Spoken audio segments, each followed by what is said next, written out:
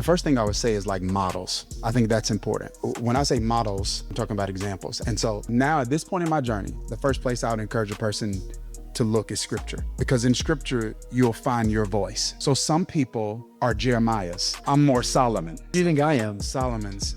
Zacchaeus. Solomonish. And when I talk about Solomon, I'm talking about the broadness of the message. And so when you look at Proverbs or Ecclesiastes, he talks about everything.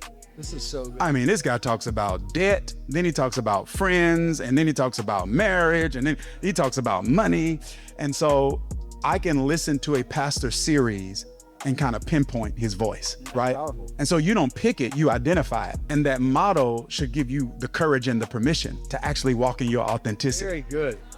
To actually be different, right? Yeah. And so when you know your voice, you could be a Solomon and look at a Jeremiah and say, I admire, but I don't desire. And then I also think it's okay, especially while you're finding your voice, for there to be models that you pull best practices from, like in Christian culture, like or in culture in general.